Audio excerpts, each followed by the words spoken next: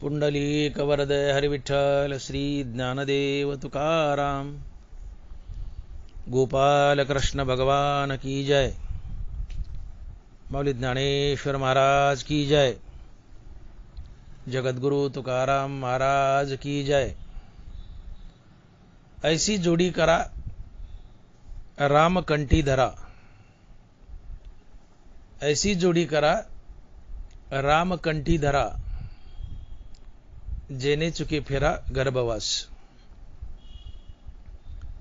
नाशिवंत आटी प्रिया पुत्रधन, बीज ज्याचा सीन तेची फळ।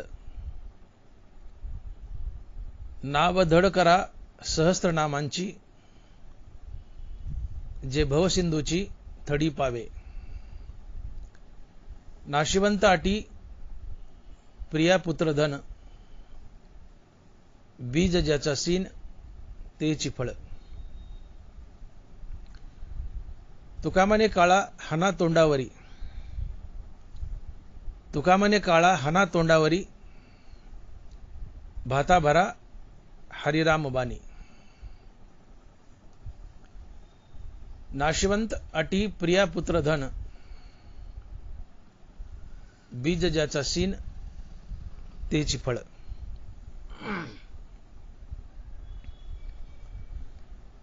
प्रस्तुत कीर्तनरूपी सभेसाठी निवडलेला अभंग जगद्गुरु श्री संत तुकाराम महाराज यांचा चार चरणाचा आणि नामपर प्रकरणातील अभंग आहे। तुकोबाराय म्हणतायत, ऐसी जोडी करा राम कंठी धरा, जेने चुके फेरा गर्भवास। ऐसी जोडी करा राम कंठी धरा, जेने चुके फेरा गर्भवास। ऐसी जोडी करा राम कंठी धरा।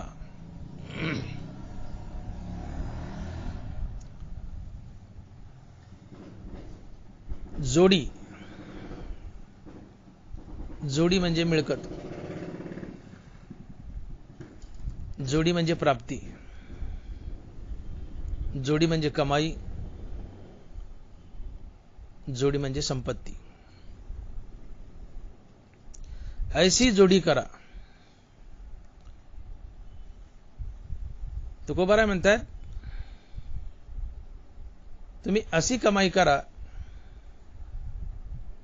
की जिच्यामुळे तुमचा जन्म मरणाचा फेरा चुकेल, व ती कमाई आहे रामनामाची। अर्थात तुम्ही तुमच्या कंठात रामनाम धारण करा, त्यामुळे तुमचा गर्भवास चुकेल। ऐसी जोडी करा राम कंठी धरा।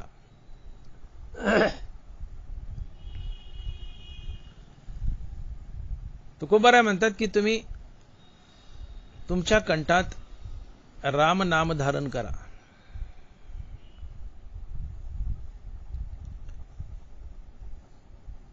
रामनाम कंठात धारण करणं ही खरी जोडी आहे, ही खरी श्रीमंती आहे, ही खरी कमाई आहे। का बरं? तर रामनामाच्या कमाईने आमचा गर्भवास संपतो, आमच्या पाठीमागे लागलेला जन्म मरणाचा फेरा संपतो। आणि म्हणून जीवनात कमाई करताना काय कमवावं आणि काय नाही कमवावं, याचा माणसाच्या जीवनात सारासार विवेक असावा।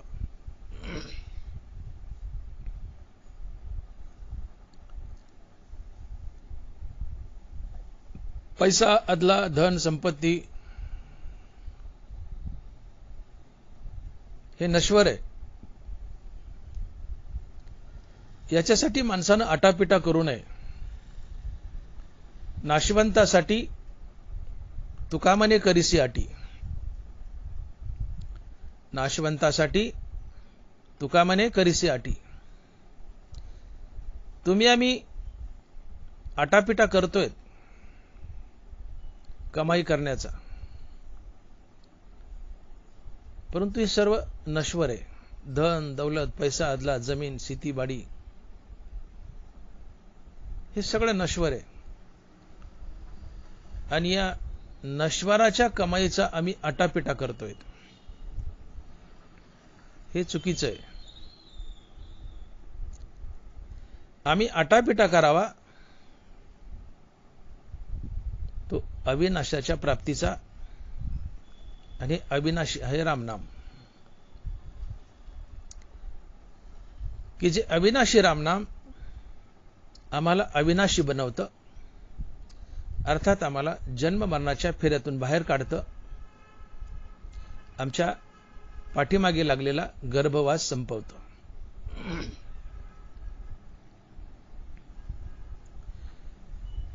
तुम्ही किती पैसे मिळवा, किती धन मिळवा, किती जायदाद मिळवा, ती तुम्हाला जन्म मरणाच्या फेऱ्यातून सोडू शकत नाही.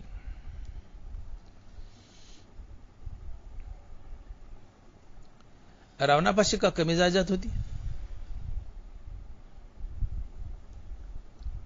रावणाची श्रीमंती तुकोबारायांनी गाथेत वर्णिली आहे. बाकीचं जाऊ द्या, दगड माती पितळ तांब्याची घरं जाऊ द्या, पण रावणाच्या मालकीची सोन्याची 7 कोटी घरं होती. सोन्याची 7 कोटी घरं होती. 7 कोटी शुद्ध कांचनाची. तुका म्हणे ज्याची संपदा एवढी, तुका म्हणे ज्याची संपदा एवढी, सांगा ते कवडी गेली नाही. रावणाच्या संपत्तीचं गणित लावणं अवघड होतं. 7 कोटी सोन्याची घरं, काय भाव आहे सोन्याचा तेव्हा असो की आता असो. 7 कोटी सोन्याची घरं मजाक नाहीये. एवढी संपत्ती रावणाची, मुलं बाळही भरपूर होते, परंतु ही मुलं बाळ आणि एवढी मोठी संपत्ती रावणाला जन्म मरणाच्या फेऱ्यातून बाहेर काढू शकली नाही.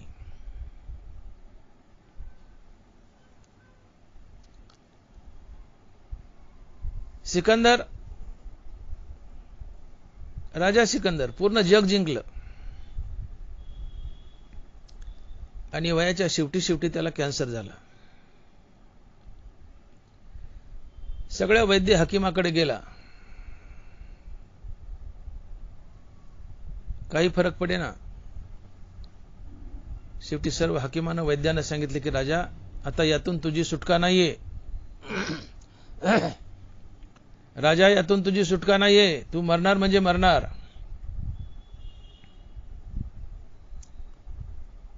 शेवटी सिकंदराच्या लक्षात आलं की आता या मरणातून आपली सुटका नाही, आपण मरणार म्हणजे मरणार.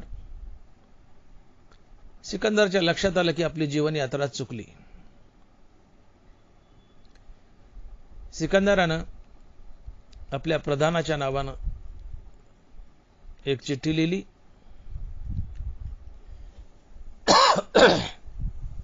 आणि त्या चिठ्ठीत लिहिलं की मी मेल्यानंतर माझी अंत्ययात्रा अशी काढा की माझे दोन्ही हात ताटकीवर लोंबकळत उघडे ठेवा आणि लोकांना कळू द्या की एवढा चक्रवर्ती सम्राट, जग विजेता सम्राट मोकळ्या हातानं आला आणि मरताना मोकळ्या हातानंच गेला. त्याला आपल्यासोबत काही नेता आलं नाही आणि जे काही कमवलं ते नाशिवंत होतं, हे सगळं नाशिवंत इथंच राहिलं आणि नाशिवंत धनानं, नाशिवंत राज्यानं, संपत्तीनं मला जन्म मरणाच्या फेऱ्यातूनही बाहेर काढलं नाही, असा संदेश चिठ्ठीत लिहिलाय. आणि अशाच प्रकारे सिकंदराची अंत्ययात्रा काढली आणि सिकंदरानं जगाला संदेश दिला की जगविजेता सिकंदर रिकाम्या हाताने आला, रिकाम्या हाताने गेला. सोबत तर काही गेलंच नाही, पण जे मिळवलं ते नश्वर होतं, इथंच राहिलं, नाशिवंत होतं. आणि या नश्वर वस्तूंनी, नश्वर संपत्तीने शेवटी सिकंदराला जन्ममरणाच्या फेऱ्यातून बाहेरही नाही काढलं. त्याचा गर्भवासही चुकला नाही, तो पुन्हा जन्ममरणाच्या फेऱ्यात अडकला. आणि म्हणून जे मिळवलंय ते इथंच राहतं. तुकोबाराय लिहितात की धन मिळविले कोटी, संगे नये रे लंगोटी. धन मिळविले कोटी, संगे नये रे लंगोटी. शेवटी कमरेचा करदोडाही कापून घेतात. शेवटी कमरेचा करदोडाही कापून घेतात. आज ती लंगोटी तीही जाळात जळून जाते. धन मिळविले कोटी, संगे नये रे लंगोटी. तुकोबाराय. एक उर्दू शायरही म्हणतो, ऐ इंसान चाहे जितने भी जमा कर ले तो रुपयों के मोती. ऐ इंसान चाहे जितने भी जमा कर ले तो रुपयों के मोती, मगर इतना याद रख कफन को कोई जेब नहीं होती. कफन को कोई जेब नहीं होती. ए माणसा म्हणले, तू किती मिळव, किती कमव, कितीही पैसा कमव, पण एवढं लक्षात ठेव, मेल्यानंतर तुला ज्या कफनरूपी वस्त्रात गुंडाळायचे त्या कफनाला तुला सोबत काही नेण्यासाठी खिसा नसतो. इंसान चाहे जितने भी जमा कर ले तो रुपयों के मोती, मगर इतना याद रख कफन को कोई जेब नहीं होती. कफन को कोई जेब नहीं होती. मृत्यू पश्चात ज्या कफनात आम्हाला गुंडाळायचंय त्या कफनाला खिसा नसतो. आम्हाला काही सोबत न्यावं असं वाटलं तर शेवटी कमरेचा करदोडाही कापून घेतात, कमरेची लंगोटीही जाळून जाते. धन मिळविले कोटी, संगे नये रे लंगोटी. आणि म्हणून कितीही धन मिळवा, तोंडावर पडू पडू धन मिळवा, कितीही श्रीमंत व्हा, याला तुकोबाराय म्हणतात की नाशिवंतासाठी तुका म्हणे करीसी आटी. नाशिवंतासाठी तुका म्हणे करीसी आटी. हे नाशिवंत आहे आणि मिळवणाराही नाशिवंत आहे. तुम्ही नाशिवंत आहात आणि जे मिळवले तेही नाशिवंत आहे. हा असार विचार आहे. मानवी जीवनात सार विचार असावा.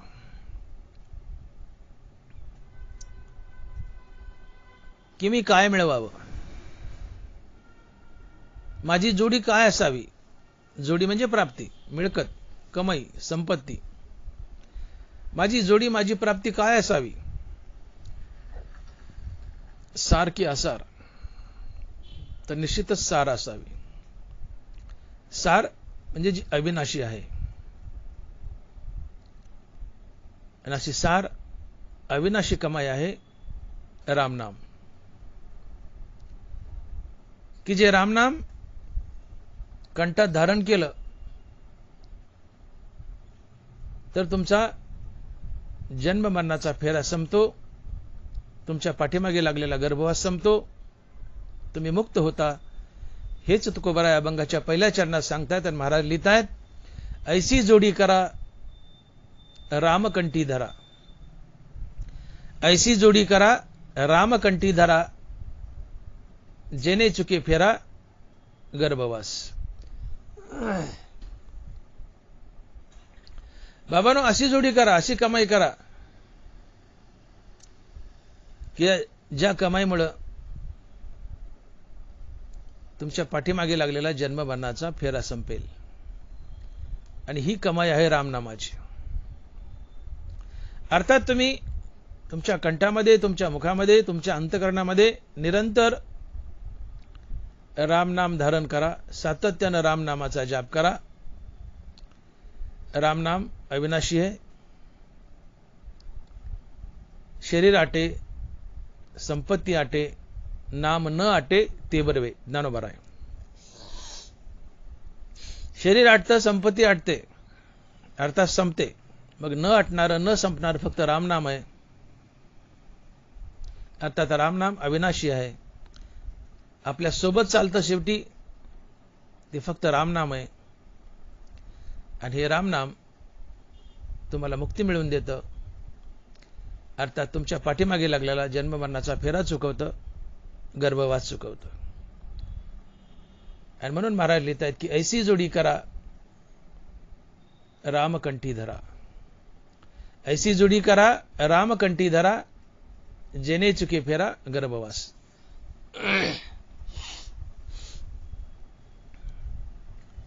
बाबानो, तुकोबाराय म्हणतात की बाबानो, तुम्ही आसार अशा धनाच्या संपत्तीच्या मागे लागू नका. धन संपत्ती नाशिवंत आहे, नश्वर आहे. तुम्ही नश्वर आहात, धन संपत्ती नश्वर आहे. सगळं संपतं, तुम्ही संपता. मग तुम्ही संपू नये. तुम्ही पुन्हा पुन्हा जन्म मरणाच्या फेऱ्यात अडकतायत. आजपर्यंत आमची अनंतापार जन्मे झाली. अनंत काळापासून आम्ही या पृथ्वीवर, या सृष्टीमध्ये फिरतोय. आजपर्यंत आमची अनंतापार जन्मे झाली. पुढे होतील. प्रत्येक जन्मात आम्ही मृत्यूचा घास बनलो, पुढेही बनू. मग असा किती दिवस मृत्यूचा घास बनायचं हे ज्याचं त्यांनी ठरवावं. ज्याचं त्यांनी ठरवावं. मनुष्य जीवन अनमोल आहे. मनुष्य देह अतिशय दुर्मिळ आहे. हा सहजासहजी लवकर भेटत नाही. अंदाजे 10-12 कोटी वर्षानंतर मनुष्य जन्म मिळतो. 84 लक्ष योनी फिरून झाल्यानंतर 10-12 कोटी वर्ष म्हणजे फार मोठा कालावधी आहे.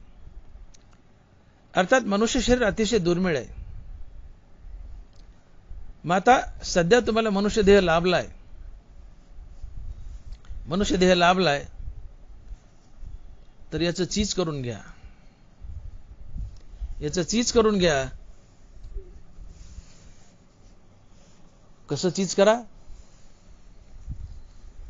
तर या मनुष्य देहात तुम्ही रामनाम आपल्या कंठात धारण करा. रामनामानं तुम्हाला मुक्ती मिळेल. रामनामानं जन्ममरणाचा फेरा तुमच्या पाठीमागचा संपेल. आणि मुक्ती मिळवणं हाच मनुष्य देहाचा खरा स्वार्थ असतो. आणि म्हणून तुकोबाराय लिहितायत की मनुष्य देहाचा हाच स्वार्थ साधावया चौथा पुरुषार्थ. मनुष्य देहाचा हाच स्वार्थ साधावया चौथा पुरुषार्थ.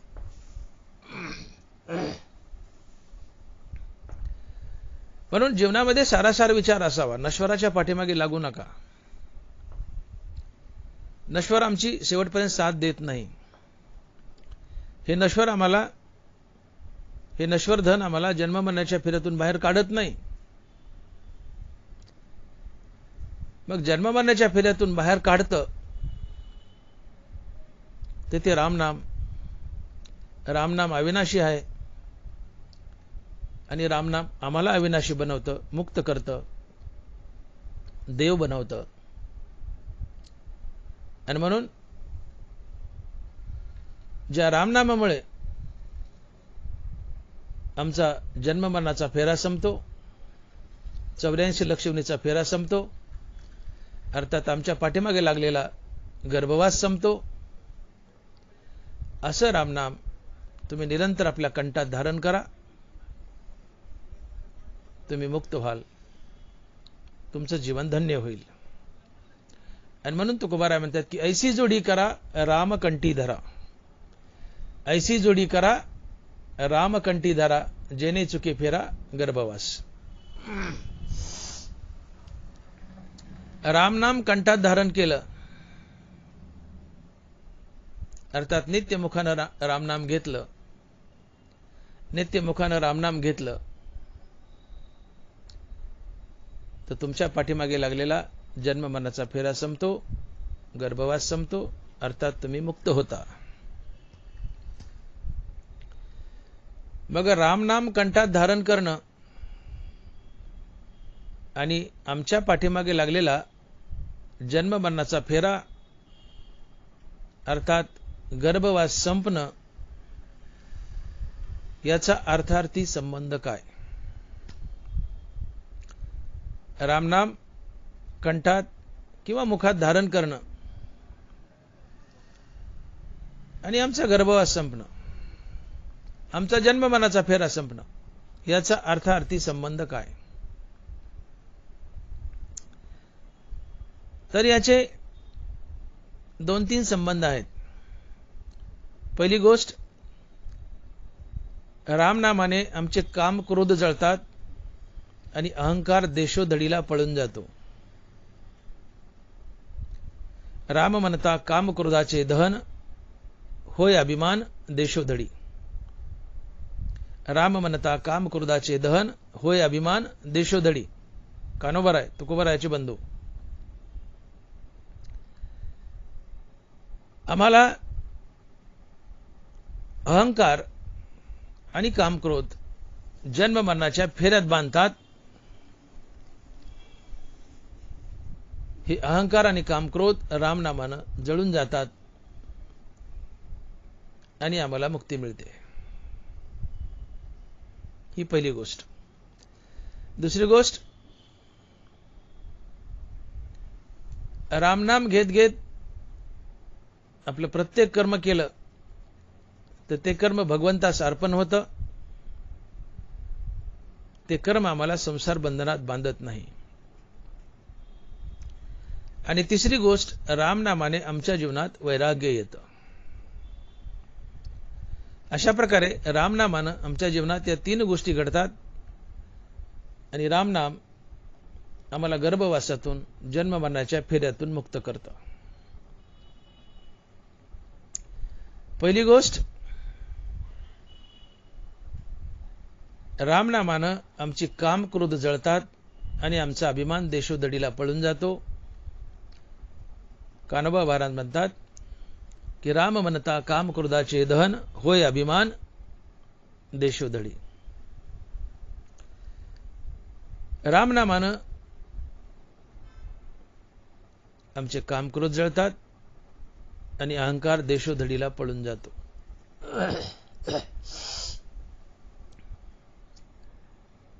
अहंकार आणि कामक्रोध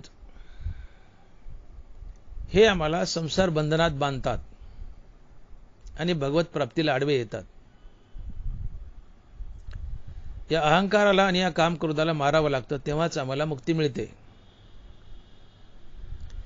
मग अहंकार आणि कामक्रोध कशा प्रकारे भगवत प्राप्तीला आडवे येतात आणि आम्हाला संसार बंधनात बांधतात?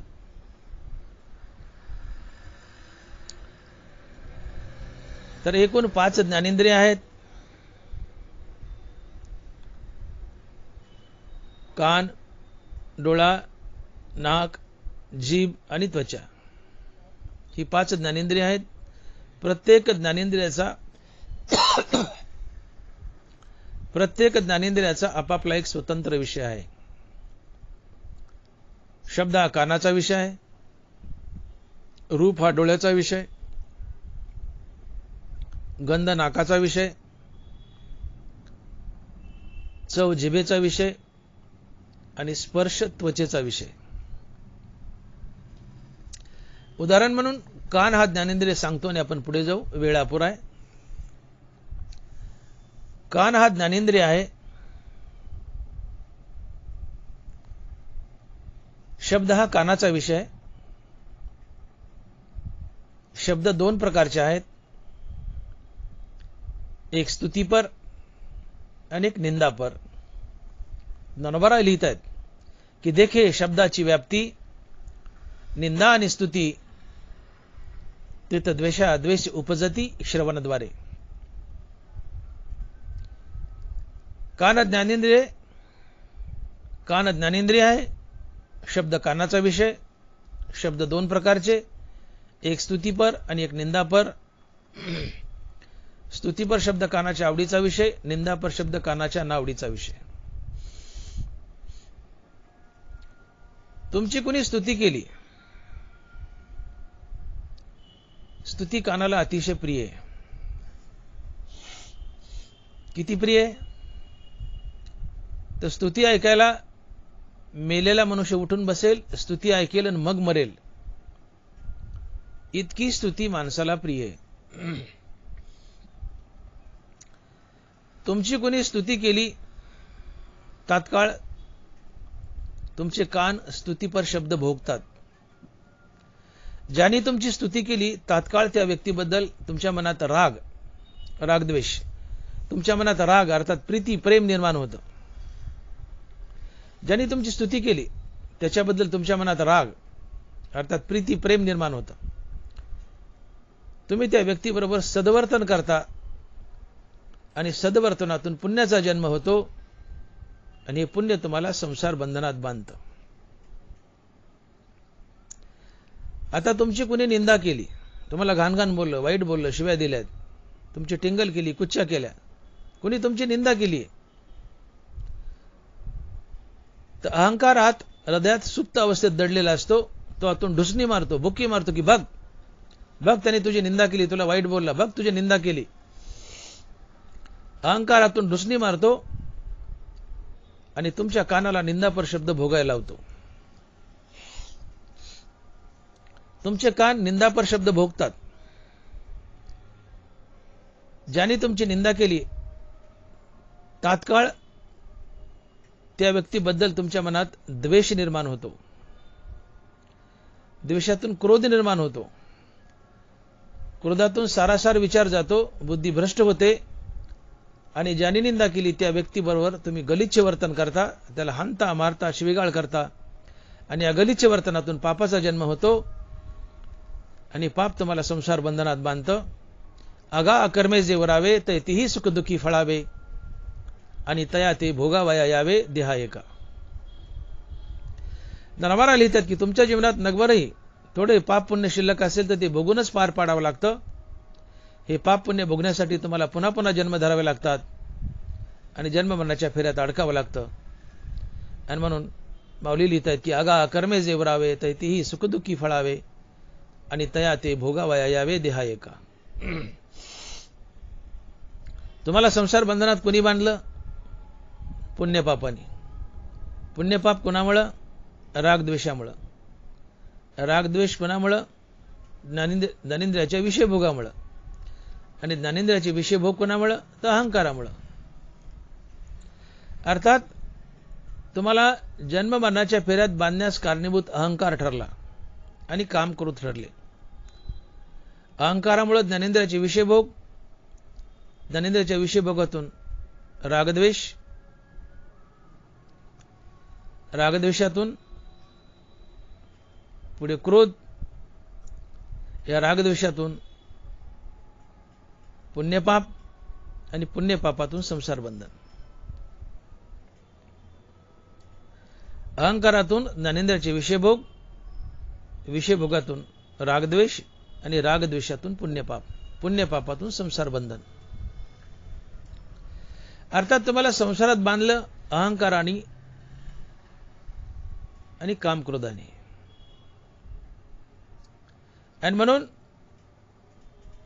तुम्हाला या अहंकाराला आणि कामक्रोधाला मारावं लागतं. जोपर्यंत तुमच्या हृदयात अहंकार आणि कामक्रोध जागेत तोपर्यंत तुम्हाला देवाची प्राप्ती होत नाही. जन्ममरणाचा फेरा तुमच्या मागचा संपत नाही. भगवंत लिहितात हे तिन्ही जीवी जव जागती तववरी निकयाची प्राप्ती माझे कान न ऐकती देवही म्हणे. जोपर्यंत काम क्रोध लोभ तुमच्या अंतकरणात जागेत तोपर्यंत तुम्हाला निक्या अशा भगवंताची मोक्षाची प्राप्ती होत नाही. आणि काम क्रोध जागे करण्यासाठी हा अहंकार कारणीभूत असतो. तात्पर्य अहंकार आणि कामक्रोध हे पाप पुण्याची निर्मिती करतात आणि तुम्हाला संसार बंधनात बांधतात. आणि मग तुमच्या जीवनातलं पाप पुण्य नाही स्वभाव असं वाटत असेल तर तुम्हाला अगोदर काम क्रोधाला आणि अहंकाराला मारावं लागेल. आणि काम क्रोध आणि अहंकार मारण्यासाठी सर्वात बलवान साधन आहे राम नाम. राम म्हणता काम क्रोधाचे दहन होय अभिमान देशोधडी. रामनामानं अहंकार आणि कामक्रोध जळतात. अहंकार कामक्रोध जळाले की ज्ञानेंद्रियाचे विषयभोग जातात.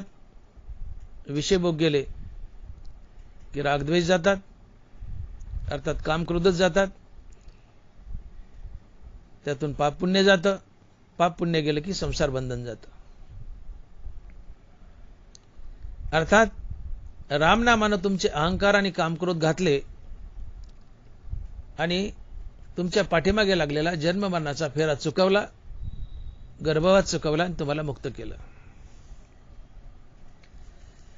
आपण कान हा ज्ञानेंद्रिय पाहिला की कानाचा विशेष शब्द भोगला तर आमच्या जीवनात पाप पुण्याची निर्मिती कशी होते आणि पाप पुण्य आम्हाला संसारात कसं बांधतं. अशाच प्रकारे डोळा आहे, नाक आहे, त्वचा आहे, जीभ आहे, यांचे आपापले स्वतंत्र विषय आहेत. हे विषय भोगल्यानंतर पाप पुण्याची निर्मिती होते आणि पाप पुण्य तुम्हाला संसारात बांधतं.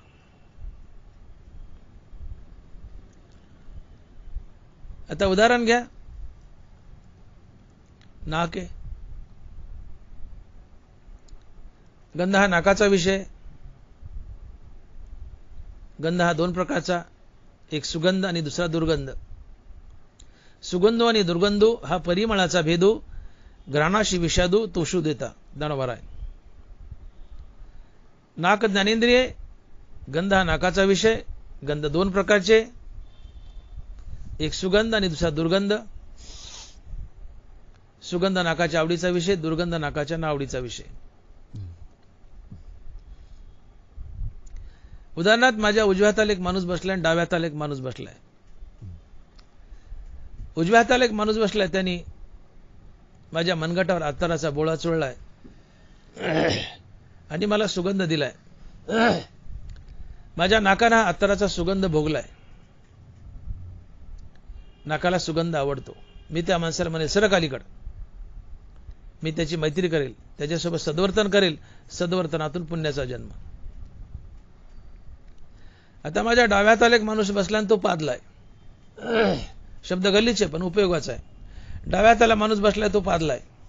त्यांनी माझ्या नाकाला दुर्गंध दिलाय. माझ्या नाकानं हा दुर्गंध भोगलाय. ज्याने माझ्या नाकाला दुर्गंध दिलाय, मला तात्काळ त्याच्याबद्दल द्वेष निर्माण होईल. द्वेषातून क्रोध, क्रोधातून गलिच्छ वर्तन. मी त्याला घाणघाण बोलेल. अरे बडव्या, कमी खाता येत नव्हतं का? हीच वेळ सापडली का? सप्ताह मन कचकुलवर खातो का? सप्ताह मन कचकुलभर खातो का? किती पाहतोस? डोकं उठलं ना? उठ इथून. मी त्याला घाणघाण बोलेल, त्याच्याशी गलिच्छ वर्तन करेल. गलिच्छ वर्तनातून पापाचा जन्म. पाप आम्हाला संसारात बांधतं. उजव्या बाजूच्या माणसानं अत्तर दिलंय, अत्तराचा सुगंध दिलाय. ज्याने अत्तराचा सुगंध दिलाय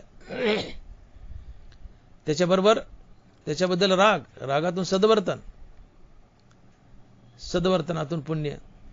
डाव्या बाजूचा मनुष्य पादलाय, त्याने दुर्गंध दिलाय नाकाला, त्यातून त्याच्याबद्दल द्वेष, द्वेषातून क्रोध, क्रोधातून गलिच्छ वर्तन, गलिच्छ वर्तनातून पाप. पुण्य आणि पाप म्हणलं की संसार बंधन आलंच. आगा कर्मे जे उरावे. हे पुण्य पाप आम्हाला संसार बंधनात बांधतच. अशा प्रकारे ही ज्ञानेंद्रिय आम्हाला संसार बंधनात बांधतायत. आता डोळा घ्या. रूप हा डोळ्याचा विषय. भ्यासूर आणि सुरेख रूपाचे स्वरूप देख, जे उपजवी सुखदुःख नेत्राद्वारे.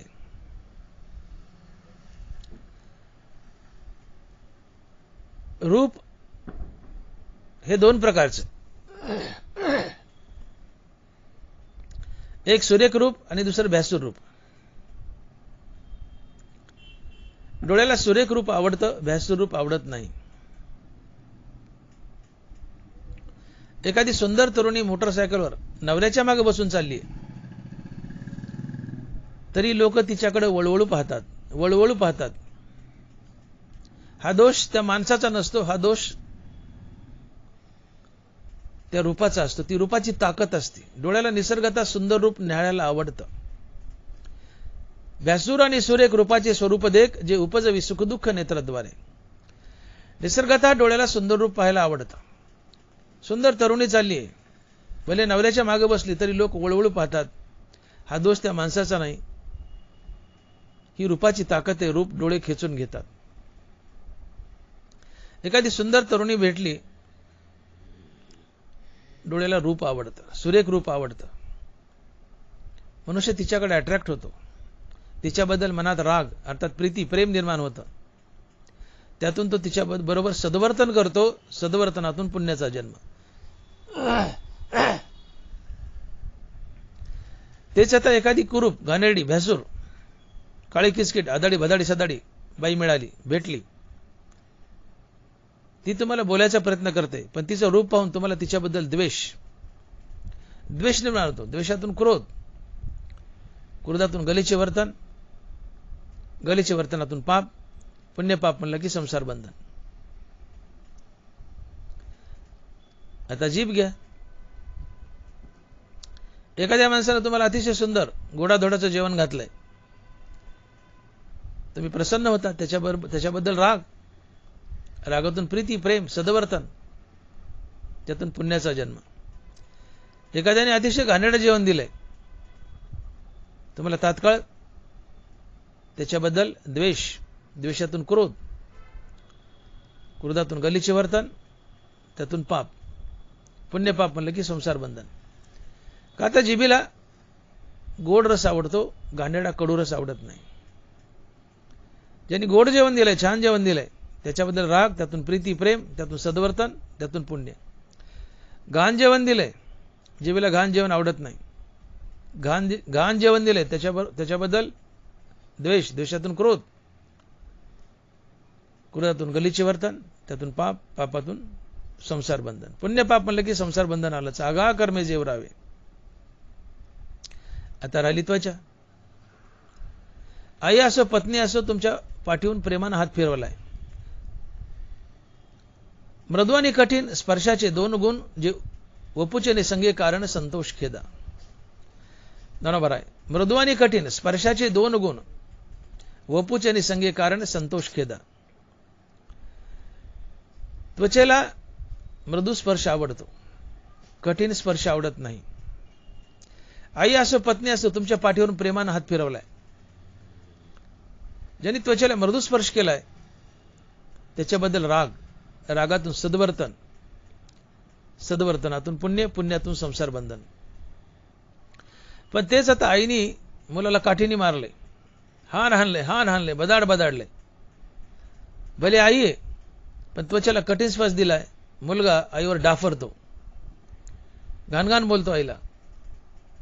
त्वचेला कठीण स्पर्श आवडत नाही. ज्यांनी कठीण स्पर्श दिलाय, त्याच्याबद्दल द्वेषातून क्रोध, क्रोधातून गलिचे वर्तन, त्यातून पाप, पुण्य आणि पाप म्हणलं की संसार बंधन आलंच. आगा कर्मे जेवरावे, तर ती सुखदुःखी फळावे, आणि तया ते भोगावया यावे देहा एका. तात्पर्य, पाची ज्ञानेंद्रियांनी विषय भोगलेत, आणि यातून पाप पुण्याची निर्मिती झाली आहे. का विषय भोगले? अहंकारातून डोसणी मारतो आणि तुम्हाला ज्ञानेंद्रियाचे विषय भोगायला होतो. ज्ञानेंद्रियाच्या विषय भोगातून रागद्वेष, त्यातून प्रीती क्रोध, आणि या प्रीती क्रोधातून पुण्यपाप, पुण्यपापातून संसार बंधन. तुमच्या जीवनात नगभरी पुण्यपाप शिल्लक असेल तर भोगण्यासाठी पुन्हा पुन्हा जन्म धरावे लागतात. जन्ममरणाच्या फेऱ्यात अडकावं लागतं, गर्भवासात अडकावं लागतं. आणि मग तुम्ही गर्भवासात अडकू नये. तुमच्या पाठीमागे लागलेला जन्ममरणाचा 84 लक्ष योनीचा फेरा संपावा, यासाठी तुम्हाला अहंकार आणि कामक्रोध मारावे लागतात. आणि अहंकार आणि कामक्रोध रामनामानं मरतात. आणि म्हणून कान्होबा महाराज म्हणतात की राम म्हणता काम क्रोधाचे दहन होय अभिमान देशोधडी.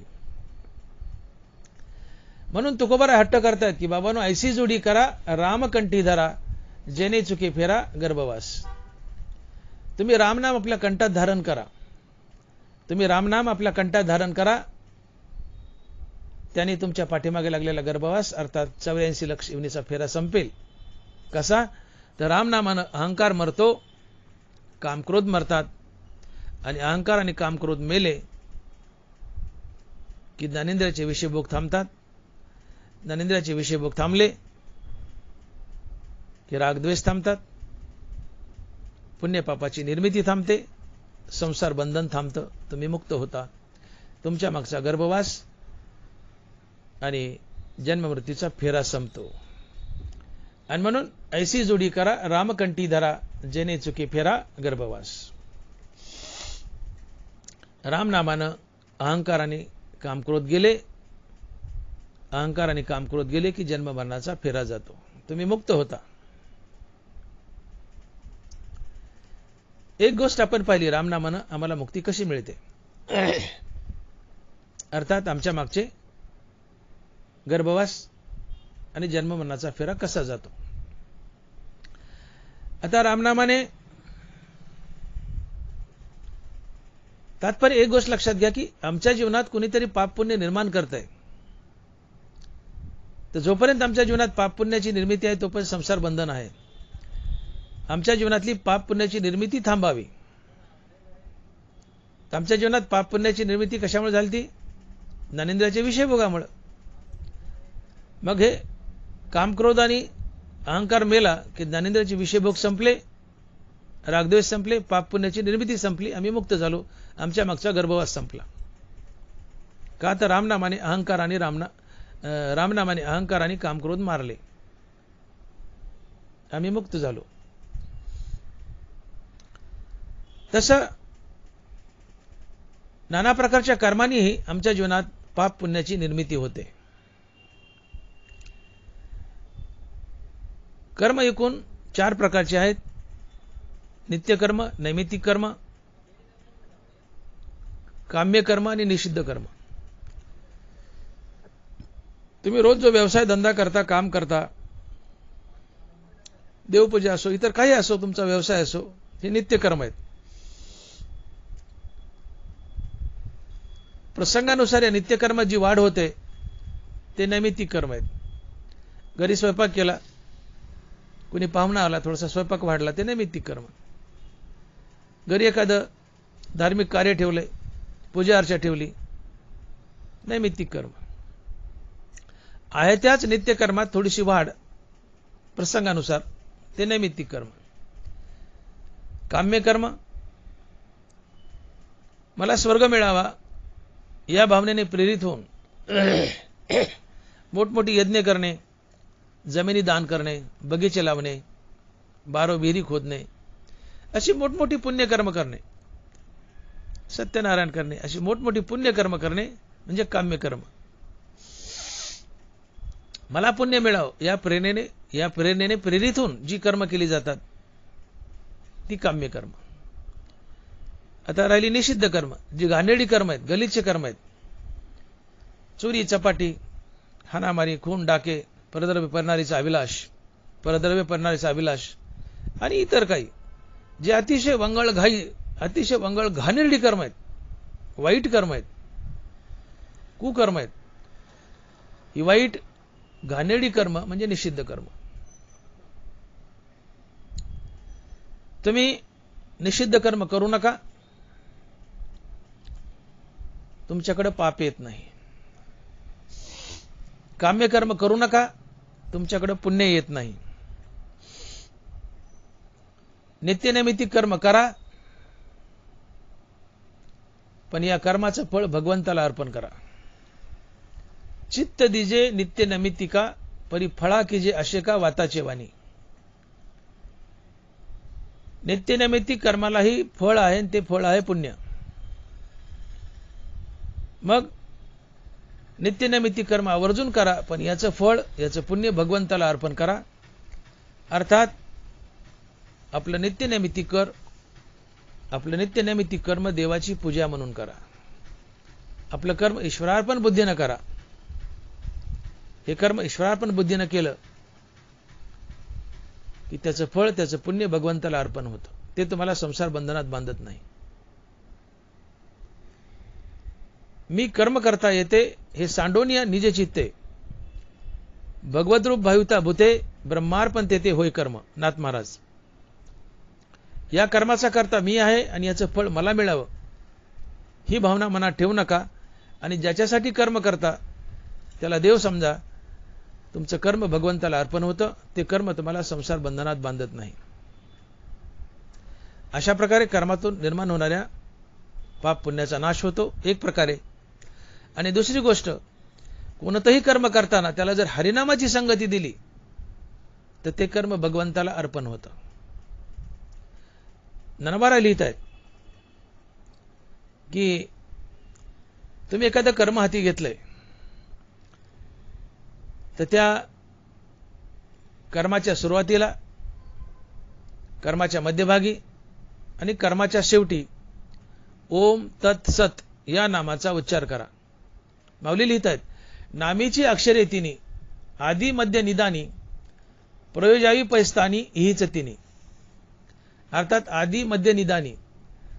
आदी म्हणजे सुरुवातीला ओम म्हणा, मध्यभागी तत् म्हणा, शेवटी सत म्हणा. असं ओम तत् सत म्हणत कर्म केलं की तुमचं कर्म भगवंताला अर्पण होतं. ते तुम्हाला संसार बंधनात बांधत नाही. आता भगवंताला विष्णू सहस्रनाम आलं, 1000 नाव आली. मग ओम तत् सत हे भगवंताचं नाव आहे. राम, कृष्ण, हरी हे भगवंताचंच नाम आहे. मग कोणतंही कर्म करताना तुम्ही राम म्हणत म्हणत जर कर्म केलं तर ते कर्म भगवंताला अर्पण होतं.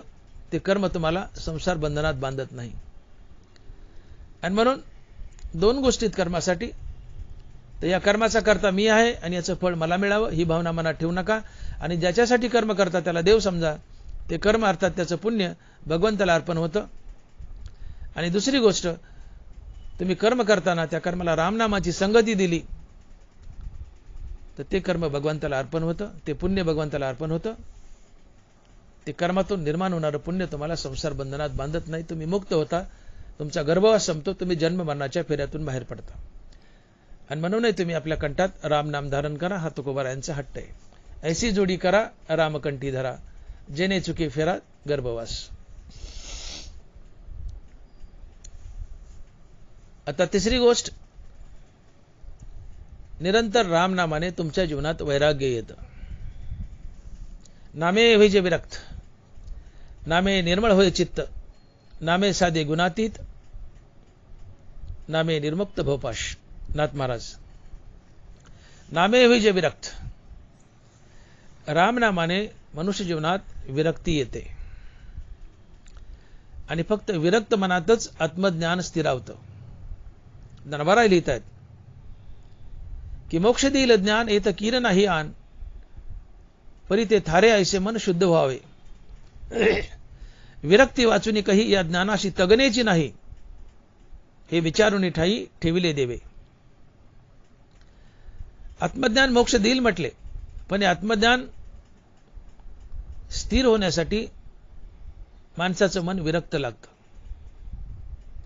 मोक्ष देईल ज्ञान येत कीर नाही आन, परी ते थारे ऐसे मन शुद्ध व्हावे. पुढे बोलतात, विरक्ती वाचून काही या ज्ञानाशी तगण्याची नाही, हे विचारून ठाई ठेविले देवे. शुद्ध मनात अर्थात विरक्त मनात आत्मज्ञान स्थिरावतं आणि विरक्ती तुम्हाला रामनामाने येते. नामे होईजे विरक्त, नामे निर्मळ होय चित्त, नामे साधे गुणातीत, नामे निर्मुक्त भवपाश. नामे होईजे विरक्त. नाथ महाराज, नामे होईजे विरक्त. रामनामानं तुमच्या जीवनात विरक्ती येते. विरक्त मनात आत्मज्ञान स्थिरावतं आणि तुमच्या जीवनात विरक्ती आली रे आली की तुम्हाला श्री गुरु शोधत येतो. अहम ब्रह्मास्मी या महावाक्याचं श्रवण करून तुम्हाला मुक्ती देतो.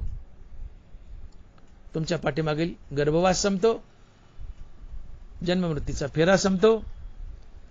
आणि म्हणून तुकोबारा म्हणतात की ऐसी जोडी करा रामकंठी धरा, जेने चुकी फेरा गर्भवास. रामनाम निरंतर कंठात धारण करा. रामनामानं जीवनात वैराग्य येतं आणि या वैराग्यानं देव भेटतो. ते विषय वैराग्य जे आत्मलाभाचे भाग्य येणे ब्रह्मानंदा योग्य जीव होते.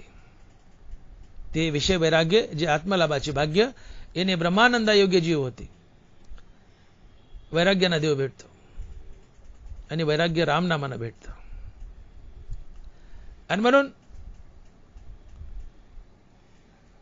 तुम्ही जोपर्यंत अहंकार आणि काम क्रोधाला मारत नाहीत, तुम्ही जोपर्यंत आपल्या हातून घडणारा नित्य नैमित्तिक कर्म देवाची पूजा म्हणून करत नाहीत, अर्थात त्या कर्मातून निर्माण होणारं पुण्य, नित्य नैमित्तिक कर्मातून निर्माण होणारं पुण्य भगवंताला अर्पण करून जाळत नाहीत. निषिद्ध आणि काम्य कर्म तर करायचीच नाही, परंतु नित्य नैमित्तिक कर्म आवर्जून करायची, पण त्याचं फळ अर्थात त्यातून निर्माण होणारं पुण्य हे भगवंताला अर्पण करायचं. तात्पर्य नित्य नैमित्तिक कर्म आवर्जून करा, पण नित्य नैमित्तिक कर्मातून निर्माण होणारं पुण्य हे भगवंताला अर्पण करा. तर ते दोन प्रकारे भगवंताला अर्पण होतं. पहिली गोष्ट, रामनाम घेत कर्म केलं तर ते कर्म आणि त्या कर्मातून निर्माण होणारं फळ अर्थात पुण्य भगवंताला अर्पण होतं, पहिली गोष्ट. आणि दुसरी गोष्ट, हे कर्म मी करतोय याचं फळ मला मिळावं ही भावना मनात ठेवू नका. आणि ज्याच्यासाठी कर्म करता त्याला देव समजा. ते कर्म आणि त्या कर्माचं फळ पुण्य देवाला अर्पण होतं. अशा प्रकारे तुमच्या जीवनात कर्मातून निर्माण होणारं पाप पुण्य येत नाही. आणि अहंकारामुळे आणि काम क्रोधामुळे ज्ञानेंद्रियाच्या विषय भोगातून जे पुण्य निर्माण होतंय, पाप निर्माण होतंय, तर रामनामानं अहंकार जाळला, काम क्रोध जाळले की ज्ञानेंद्रियाचे विषय भोग संपतात आणि त्यातून निर्माण होणारं पुण्यही संपतं. आणि म्हणून अखंड रामनामाने अहंकार आणि काम क्रोध जळतात, त्यातून निर्माण होणारं पाप पुण्य नाहीसं होतं किंवा निर्माणच होत नाही. तुमचं जीवन पाप पुण्यरहित होतं. आणि कर्म ईश्वरार्पण बुद्धीने केले अर्थात रामनाम घेत केले तर त्यातून निर्माण होणारं पुण्यही भगवंताला जातं. आणि अशा प्रकारे रामनामानं जीवन अहंकार शून्य होतं, कामक्रोध जळून जातात, केलेलं कर्म भगवंताला अर्पण होतं आणि तुमचं जीवन पाप पुण्यरहित होतं. आणि ज्या दिवशी तुमचं जीवन पाप पुण्यरहित होतं त्या दिवशी तुम्हाला श्रीगुरु शोधत येतो. अहम ब्रह्मास्मी या महावाक्याचं श्रवण करून तुम्हाला मुक्त करतो. आणि म्हणून मोक्षाची व्याख्या काय असेल तर ती अशीच आहे की जीवन पाप पुण्यरहित करण्यासाठी, जीवन पाप पुण्यरहित करण्यासाठी आयुष्यभर केलेली रामनामाची साधना म्हणजेच परमार्थ. जीवन पाप पुण्यरहित बनवा. नाथ महाराज लिहित आहेत की सुकृत दुष्कृत समान समी, तेची पाविजे मनुष्यभूमी, जे पडे विषमी ते स्वर्गग्रामी का नरकी. तुमच्या जीवनात खूप पुण्य आहे, उगा थोडंसं पाप आहे, तुम्ही स्वर्गाला जाल. तुमच्या जीवनात खूप पाप आहे, उगा थोडं पुण्य आहे, तुम्ही नरकाला जाल. तुमच्या जीवनात पाप पुण्य समान आहे, तुम्ही पुन्हा मनुष्य व्हाल. तुमच्या जीवनात पाप पुण्य शिल्लक नाही, तुम्ही मुक्त व्हाल. आणि म्हणून नाथ महाराज लिहित आहेत की सुकृत दुष्कृत समान समी, तेची पाविजे मनुष्यभूमी, जे पडे विषमी ते स्वर्गग्रामी का नरकी. तात्पर्य, खूप पुण्य स्वर्गाला जाल, खूप पापे नरकाला जाल. पाप पुण्य समान आहे, पुन्हा मनुष्य व्हाल. पाप पुण्य शिल्लक नाही, तुम्ही मुक्त व्हाल. जीवन पाप पुण्य रहित बनवा. तुम्हाला श्रीगुरु शोधत येईल आणि मुक्ती देईल. आणि जीवन पाप पुण्य रहित बनवणं या अवस्थेला ज्ञानोबराय म्हणतात कर्मसाम्य दशा. आणि माऊली लिहितात की ऐसी कर्मसाम्य दशा होय ते विदेशा, मग श्रीगुरु अपेसा भेटेची गा. जीवन पाप पुण्य रहित झालं, श्रीगुरु शोधत येतो. कारण जीवनात पाप पुण्य शिल्लक असेल तर पुढचा जन्म आहे, पाप पुण्यच नाही तर पुढचा जन्मच नसतो. तुम्ही नरवारा लिहितात की धरवणी वेचे सरे भोगे ते प्राचीन पुरे नवे तव न उपकरे काहीची करो. घरात पाणी साठवलंय टिप्यामध्ये रांजणामध्ये, ते वापरून संपवलं. तसं संचित प्रारब्ध रूपानं वापरून संपवलं. हातून क्रियमान घडूच द्यायचं नाही. मग हातून क्रियमान घडलंच नाही तर संचित बनत नाही, पुढे प्रारब्ध राहत नाही. आणि मग क्रियमान नाही, संचित नाही म्हणून प्रारब्ध नाही, अर्थात पाप पुण्य नाही. पाप पुण्य नाही म्हणून पुढचा जन्म नाही. श्रीगुरूला यावं लागतं आणि तुम्हाला अहम ब्रह्मास्मी या महावाक्याचं श्रवण करून मुक्ती द्यावी लागते. आणि मग ज्ञानवारा लिहितात की ऐसी कर्म साम्य दशा होय ते विरेशा मग श्रीगुरु आपेसा भेटेची गा. स्वतःहून चालत येतो, आपेसा भेटेची गा. का येऊनी फळाचा घडू पारुशवी किडीची वाढू श्रीगुरु भेटोनी करी पाडू बुभुत्सू जैसा. श्रीगुरु भेटोनी करी पाडू बुभुत्सू जैसा. माझ्या विठोबाचा कैसा प्रेमभाव आपणचे देव होय गुरु. तुकोबार आहे. तात्पर्य जीवन पाप पुण्य रहित झालं की श्रीगुरु स्वतःहून येतो, तुम्हाला शोधत येतो आणि अहम ब्रह्मास्मी या महावाक्याचं श्रवण करून मुक्ती देतो. जीवन पाप पुण्य रहित करा. जीवनात नगभरी पाप पुण्य शिल्लक असेल तर त्याचा भोग देण्यासाठी पुन्हा पुन्हा जन्म धरावे लागतात. ज्ञानवारा साक्ष देतात अगा कर्मे जेवरावे तर ती सुखदुःखी फळावे आणि तया ते भोगावया यावे देहा एका. जीवनात थोडे पाप पुण्य शिल्लक असेल त्याचा भोग देण्यासाठी तुम्हाला पुन्हा पुन्हा जन्म धरावे लागतात, जन्म मरणाच्या फेऱ्यात अडकावं लागतं. पण जीवनात पाप पुण्य शिल्लक नाहीये, श्रीगुरु शोधत येतो, तुम्हाला मुक्ती देतो. का? जीवनात पाप पुण्यच नाहीये. पाप पुण्य संपलं पुढचा जन्मच नसतो. आणि म्हणून जीवनात पाप पुण्य रहित अवस्था आणा आणि जीवनात पाप पुण्य रहित अवस्था रामनामाने येते. कशी ते आपण पाहिली की रामनामानं अहंकार जळतो, कामक्रोध जळतात, त्यामुळे ज्ञानेंद्रियाचे विषयभोग जातात, त्यामुळे रागद्वेष जातात, त्यामुळे जीवनात पाप पुण्य येत नाही. पाप पुण्य संपलं, जन्मवरण संपलं. शिवाय रामनामानं कुठले कर्म करत असताना रामराम म्हणत कर्म केलं, रामनाम घेत कर्म केलं की ते कर्म आणि त्या कर्माचं पुण्य भगवंताला अर्पण होतं. अशा प्रकारे रामनामानं तुमचं जीवन पाप पुण्यरहित होतं. शिवाय रामनामाने तुमच्या जीवनात वैराग्य येतं आणि जीवन पाप पुण्यरहित झालं आणि जीवनात वैराग्य आलं की श्रीगुरु तुम्हाला शोधत येतो, अहम ब्रह्मास्मी या महावाक्याचं श्रवण करून तुम्हाला मुक्त करतो.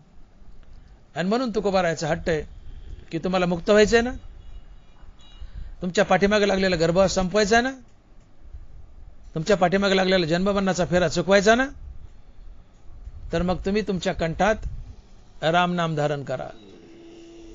आणि म्हणून महाराज लिहितायत की ऐसी जोडी करा रामकंठी धरा, ऐसी जोडी करा रामकंठी धरा जेने चुके फेरा गर्भवास. ऐसी जोडी करा रामकंठी धरा जेने चुके फेरा गर्भवास. रामकंठात धारण करा. तुम्ही अशी जोडी करा, अशी प्राप्ती करा, अशी कमाई करा की ज्यामुळे तुमचा गर्भवास चुकेल आणि ती कमाई आहे रामनामाची. तात्पर्य तुम्ही रामनाम तोंडात धारण करा, रामनाम कंठात धारण करा. रामनामानं जीवन पाप पुण्य रहित होईल. कसं होईल ते आपण पाहिले. रामनामानं तुमचं जीवन पाप पुण्य रहित होईल आणि जीवन पाप पुण्य रहित झालं की श्रीगुरु तुम्हाला शोधत येईल, मुक्ती देईल, तुमच्या पाठीमागे लागलेला जन्ममरणाचा फेरा संपेल, अर्थात गर्भवास संपेल.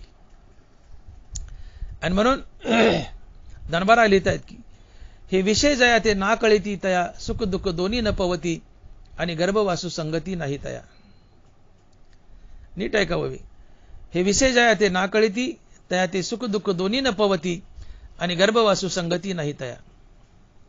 रामनामानं तुमचा अहंकार आणि कामक्रोध मेले.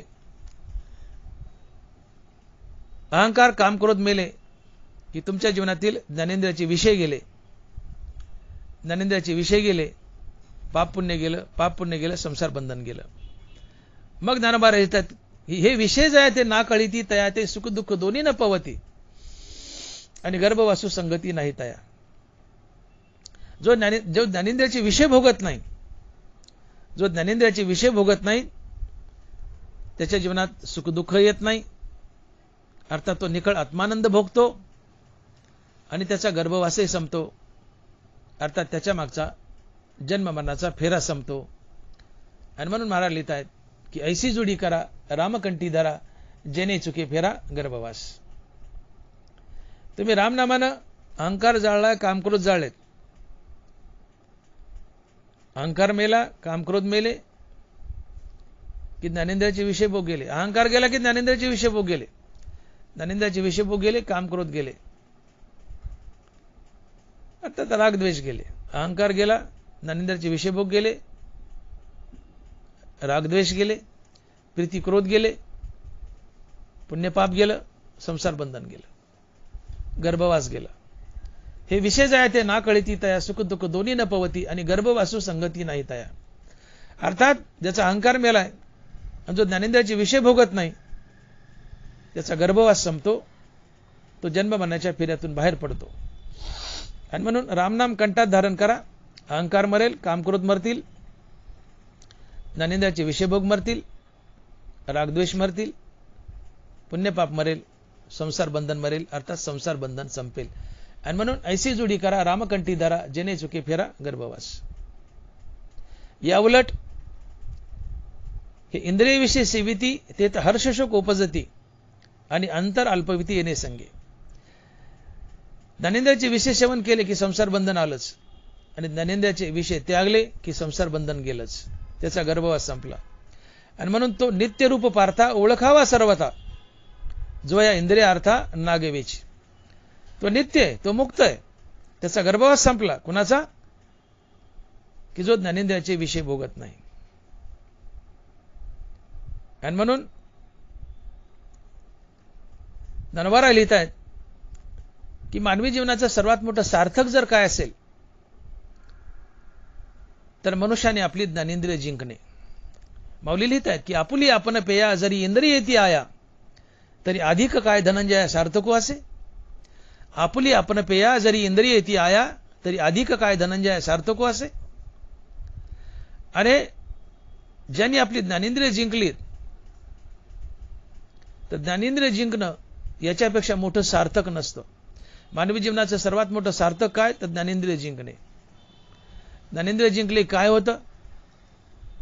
ज्ञानेंद्रियाचा विषयभोग संपतो. ज्ञानेंद्रियाचा विषयभोग संपला, रागद्वेष गेले, रागद्वेष गेले,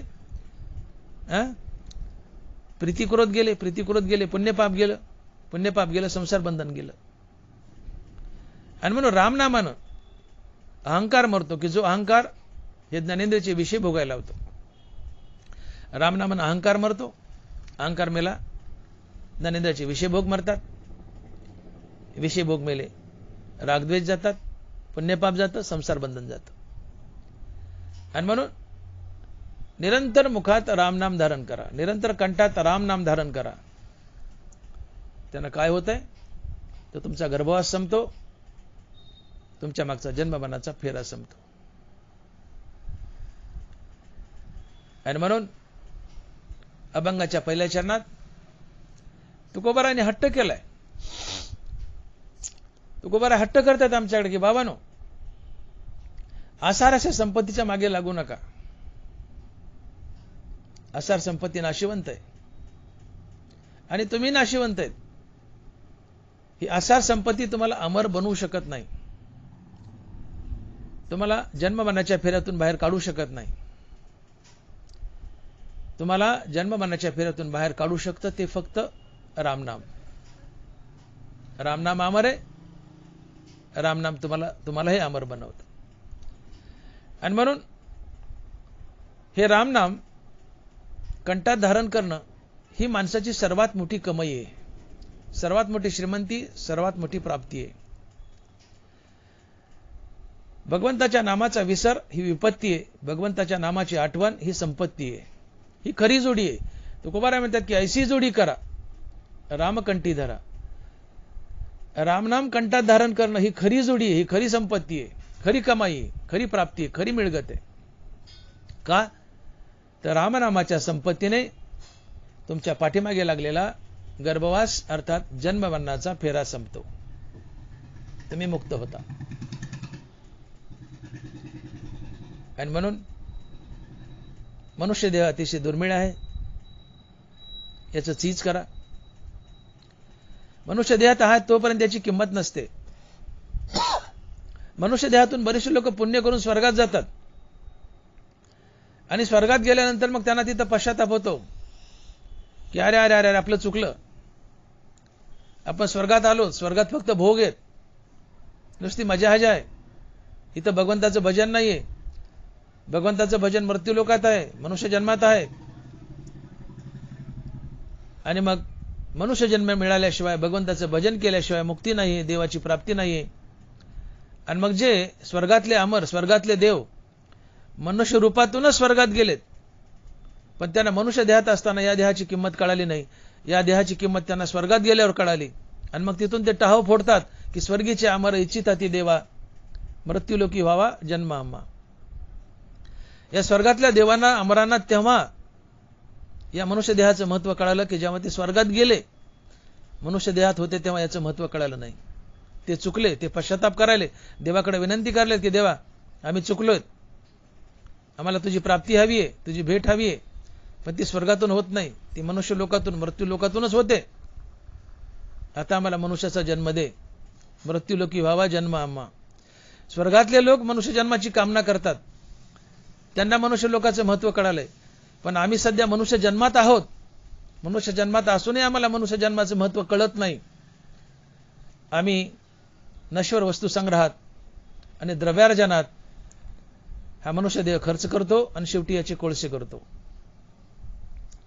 आणि म्हणून मनुष्य जन्म अतिशय दुर्मिळ आहे, याचं महत्व समजून घ्या, याची माती करू नका. एकदा एका राजाने एका भिकाऱ्याला एक शाल दान दिली. जा म्हणले, आणि एक चंदनाची बाग दिली. अंगावर पांघराला शाल दिली आणि एक चंदनाची बाग दिली. भिकारी होता, राजाकडे गेला, भीक मागितलं. राजाला दया आली, ठीक आहे म्हणले. त्या भिकाऱ्याला एक चंदनाची बाग आणि एक शाल दिली. त्या भिकाऱ्याला शालीचं आणि चंदनाच्या बागेचं महत्व कळालं नाही. ती शाल पांघरावी तर भिकारी परत घरी येताना त्या शालीमध्ये बैलाचं, गाईचं, म्हशीचं शेण गोळा करत आला. शेण, जी शाल पांघरावी तिच्यात त्यांनी शेण गोळा केलं. भिकाऱ्याला शालीचं महत्व कळालं नाही. आम्हालाही या नरदेहाचं महत्व कळत नाही. चंदनाची बाग, गावात चंदन नेऊन विकावं, भरपूर पैसा आला असता, पण त्या भिकाऱ्याने चंदनाची बाग जाळली, तिचे कोळसे केले आणि गावात कोळसे नेऊन विकले, त्याचं काहीच आलं नाही. चंदनाच्या बागेचं महत्व कळालं नाही. कोळसे केले, कोळशाचं काहीच आलं नाही. आम्हालाही या देहाचं महत्व कळत नाही. आम्ही या देहाचे कोळसेच करतो विषय भोगामध्ये, आणि शेवटी आमच्या पदरात काहीच पडत नाही. विषयाच्या चरवणी केली आयुष्याची चाळणी. शालीचं महत्व कळलं नाही, शाली शेण भरलं. नरदेहाचं आम्हाला महत्व कळत नाही. आम्ही हा नरदेह नश्वर वस्तू संग्रहात, नश्वर द्रव्यार्जनात खर्च करतो आणि शेवटी हे द्रव्य संपतं, वस्तू संपतात आणि आम्ही संपतो. आणि म्हणून मानवी जीवनात सारासार विचार असावा की काय कमवावं, काय न कमावं, अर्थात काय जोडावं, काय न जोडावं. ऐशी जोडी करा, काय जोडावं, काय मिळवावं आणि काय मिळवू नये. तर नश्वर वस्तू नश्वरच आहेत, त्या नाश पावतात. आम्ही जोडल्यात तर आम्ही नाश पावतो. आमचं हित होत नाही. नश्वर वस्तू आम्हाला मुक्ती मिळवून देत नाहीत, जन्ममरणाच्या फेऱ्यातून बाहेर काढत नाहीत. कोट्यावधी रुपये असू द्या. मी बोललो की रावणाची संपत्ती काय थोडी होती का? या संपत्तीने रावणाला गर्भवासातून, जन्ममरणाच्या फेऱ्यातून बाहेर काढलं का? नाहीये. सिकंदराला, चक्रवर्ती सम्राट, या चक्रवर्ती राजानं, एवढं मोठं राज्य, या चक्रवर्ती राजानं अर्थात धन दौलतीनं या सिकंदराला जन्ममरणाच्या फेऱ्यातून, गर्भवासातून बाहेर काढलं का? नाही काढलं. मग तुम्हाला गर्भवासातून, जन्ममरणाच्या फेऱ्यातून बाहेर कोण काढतं? तर ते फक्त रामनाम, फक्त आणि फक्त रामनाम. आणि म्हणून जे आम्हाला जन्ममरणाच्या फेऱ्यातून बाहेर काढतं ते रामनाम सार आहे, ते रामनाम अमर आहे. असं सार अमर असलेलं रामनाम आपल्या कंठात धारण करा आणि तुमच्या पाठीमागे लागलेला गर्भवास आणि जन्ममरणाचा फेरा चुकवा. हे रामनाम फक्त मनुष्य योनीतच आहे, इतर योनीत रामनाम नाहीये. याची देही घडे देवाचे भजन अनिखे जाण नाही कुठे. फक्त रामनामानच मुक्ती मिळते आणि रामनाम फक्त मनुष्य योनीतच आहे आणि मनुष्य पृथ्वीवर आहे. बाकी कुठल्याच ग्रहावर मनुष्य नाहीये आणि रामनाम नाहीये. रामनाम फक्त पृथ्वीवर आणि मनुष्य योनीतच आहे. मनुष्य योनीतूनच रामनाम घेऊन तुम्हाला मुक्त होता येतं, गर्भवास संपवता येतो, तुमच्या पाठीमागे लागलेला जन्ममरणाचा फेरा संपवता येतो. आणि मग सध्या तुम्ही पृथ्वीवर आहात, मृत्यूलोकात आहात, मनुष्य आहात. आणि म्हणून जागे व्हा, सावध व्हा. या मनुष्य देहाचं चीज करा. काय करा? तर तुकोबाराय म्हणतात की तुम्ही तुमच्या कंठात रामनाम धारण करा. नित्य कंठात अर्थात नित्य मुखानं रामनाम घ्या. त्याने काय होईल? तुमच्या पाठीमागे लागलेला 84 लक्ष योनीचा अर्थात जन्ममरणाचा फेरा चुकेल, तुमचा गर्भवास चुकेल, तुम्ही मुक्त व्हाल. कशा प्रकारे? तर रामनामाने तुमचा अहंकार आणि कामक्रोध जळतील आणि त्यातून निर्माण होणारं पाप पुण्य जळेल. शिवाय रामनाम घेत घेत कर्म केली तर ते कर्म आणि कर्माचं फळ पुण्य भगवंताला अर्पण होईल. अशा प्रकारे तुमचं जीवन पाप पुण्य रहित होईल. शिवाय रामनामाने तुमच्या जीवनात वैराग्य येईल. तुमचं जीवन पाप पुण्य रहित झालं रामनामानं, आणि रामनामानं तुमच्या जीवनात वैराग्य आलं की श्रीगुरु तुम्हाला शोधत येईल. अहम ब्रह्मास्मी या महावाक्याचे श्रवण करेल आणि तुमच्या पाठीमागे लागलेला जन्ममरणाचा फेरा आणि गर्भवास संपेल, अर्थात तुम्हाला मुक्त करेल. आणि म्हणून तुकोबारायाचा हट्ट आहे की ऐसी जोडी करा रामकंठी धरा, जेने चुके फेरा गर्भवास. जेने चुके फेरा गर्भवास. परंतु आम्ही अविवेकी माणसं तुकोबारा पहिल्या चरणात जे बोलतायत त्याला कानिरळ टाकतो, अनदेखा करतो, तिकडे आम्ही दुर्लक्ष करतो. तुकोबारा पहिल्या चरणात जे म्हणतायत की ऐसी जोडी करा रामकंठी धरा, जेने चुके फेरा गर्भवास, हे तुकोबारा जे पहिल्या चरणात आम्हाला सांगतायत त्याच्याकडे आम्ही दुर्लक्ष करतो आणि आम्ही कशाच्या मागे लागतो हे तुकोबारा अभंगाच्या दुसऱ्या चरणात सांगतात. आणि महाराज लिहितात की नाशिवंत आटी प्रिया पुत्र धन, नाशिवंत आटी प्रिया पुत्र धन, बीज ज्याचा सीन तेची फळ. आम्ही अविनाशी राम नामाच्या मागे लागत नाहीत. आम्ही अविनाशी राम नामाच्या मागे लागत नाहीत की जे रामनाम आम्हाला अविनाशी बनवतो. आम्ही मागे लागतो तो नाशिवंताच्या. आमचा आटापिटा असतो कशा करता? नाशिवंताच्या प्राप्ती करता. धन दौलत पैसा आदला संपत्ती गाड्या घोड्या बंगले तोंडावर पडू पडू, चांगल्या मार्गाने तर नाही परंतु वाम मार्गानंच, भ्रष्टाचारानं, लांडी लबाडीनं आम्ही धन दौलत मिळवतो, पैसा आदला मिळवतो. का? तर बायको मुलं यांना पोसण्यासाठी. कशा करता आम्ही धन मिळवतो? चांगल्या मार्गाने थोडं, पण वाईट मार्गाने जास्त धन मिळवतो, भ्रष्टाचाराने जास्त धन मिळवतो. आणि महाराज म्हणतात की नाशिवंत आटी प्रिया पुत्र धन. आपल्या प्रियेसाठी अर्थात पत्नीसाठी मुलासाठी आम्ही धन मिळवतो, आमच्या जीवाचा आटापिटा करतो. चांगल्या मार्गाने असो वाईट मार्गाने असो, जास्तीत जास्त वाईट मार्गानेच भ्रष्टाचारानेच आम्ही पैसा मिळवतो. परंतु ही पत्नी, हे मिळवलेले धन, हे पुत्र, हे सगळे नाशिवंत आहे. ही पत्नी पुत्र हे धन तुम्हाला जन्ममरणाच्या फेऱ्यातून बाहेर काढू शकत नाही. नाथ महाराज लिहित आहेत की पुत्र बंधुकांता संपत्तीचे, अंतकाळी कोणी नाही सोडविता पुत्र बंधुकांता संपत्तीचे. नाथ महाराज, पुत्र बंधुकांता संपत्तीचे, अंतकाळी कोणी नाही सोडविता पुत्र बंधुकांता संपत्तीचे. की पुत्र बंधुकांता हे तोपर्यंत तुमच्या पुढे गोंडा घोळतात जोपर्यंत तुम्ही त्यांच्या इच्छा पूर्ण करता, त्यांना कॅश पुरवता. बायकोने साडी घ्यायला 10,000 मागितले, तुम्ही पटकन काढू दिले, बायको खुश,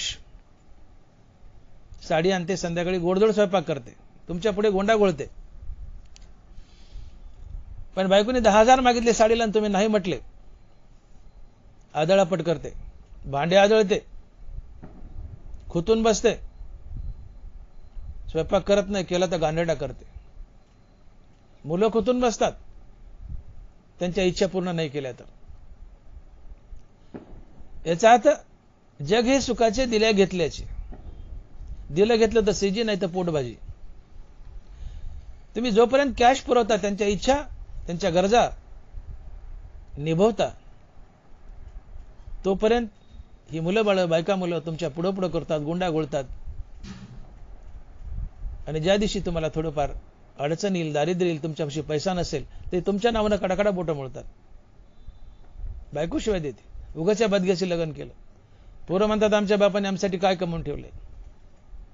जोपर्यंत धन आहे तुमच्या भोवताली गुंडा घोळतात. आणि मग नाथ महाराज म्हणतात की पुत्र बंधुकांता संपत्तीचे. आणि म्हणून ज्या मुलाबाळासाठी, याचा अर्थ तुम्ही मुलाबाळाला वाऱ्यावर सोडा असं नाही होत, मुलाबाळाचा उत्तम सांभाळ करा. पण आपलं जीवन केवळ त्यांचे लळे आणि लाड पुरवण्यात घालू नका. गरजेपुरता पैसा मिळा, त्यांच्या गरजा जरूर भागवा. पण वाजीपेक्षा जास्त धन मुलाबाळासाठी बायकासाठी जमून ठेवू नका. का? ती बायका मुलं हे धन हे सगळ्यात नाशवंत आहे. हे तुम्हाला अंतकाळी जन्ममरणाच्या फेऱ्यातून सोडत नाहीत. तुम्हाला जन्ममरणाच्या फेऱ्यातून सोडत कोण असेल तर ते राम नाम आहे. आणि म्हणून गरजेपुरताच पैसा बायका मुलासाठी स्वतःसाठी जमा करा. आणि वेळात वेळ काढून किंवा कामामध्ये काम काही म्हणा राम राम, जास्तीत जास्त वेळ रामनामाला द्या. तुम्ही तुमच्या कंठात रामनाम धारण करा. शेवटी हे रामनामच तुम्हाला जन्ममरणाच्या फेऱ्यातून बाहेर काढेल आणि तुमचा गर्भवास संपेल. आणि म्हणून विनाकारण वाजीपेक्षा जास्त धन बायका मुलासाठी वाजीपेक्षा जास्त धन मिळवण्याचा आटापिटा करू नका.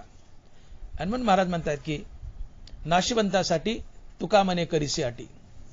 नाशिवंतासाठी तुका म्हणे करीसी अटी. या नश्वर धनासाठी आटापिटा करू नका. ते नाश पावतंय, तुम्ही नाश पावतात. आणि हे नाशिवंत धन तुम्हाला गर्भवासातून जन्मवण्याच्या फेऱ्यातून बाहेर काढू शकत नाही. तुम्हाला बाहेर काढू शकतं ते फक्त रामनाम. आणि म्हणून विनाकारण बायका मुलासाठी वाजीपेक्षा जास्त धन मिळवण्याचा आटापिटा करू नका. बायका मुलासाठी स्वतःसाठी गरजेपुरतं धन मिळवा. जास्तीत जास्त वेळ काढा. तो वेळ रामनामात खर्च करा. रामनाम कंठात धारण करा. हे रामनामच तुम्हाला जन्ममरणाच्या फेऱ्यातून बाहेर काढेल, तुम्हाला मुक्त करेल, तुमचा गर्भवास संपेल. आणि जर तुम्ही तुकोबारायचं ऐकलं नाही, बायका मुलाच्या मोहापोटी नश्वर संपत्ती जमा करत राहिले, नश्वर संपत्तीसाठी जीवाचा आटापिटा केला,